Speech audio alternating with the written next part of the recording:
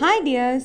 ஜூலை 20, 1969 அமெரிக்காவோட president John F Kennedy அவங்க நாட்டில் இருந்து நிலாவுக்கு 3 பேரை அனுப்புறதுக்கு பிளான் பண்ணியிருந்தாங்க. ஆனால் அந்த மிஷனில் அவங்க உயிருக்கு எந்த விதமான உத்தரவாதமும் இல்லை. ஏன்னா அது ஒரு டேஞ்சரஸான மிஷன். இப்போ இருக்கிறத விட அப்போது ஃபெசிலிட்டிஸ் ரொம்பவே கம்மியாக தான் இருந்துச்சு.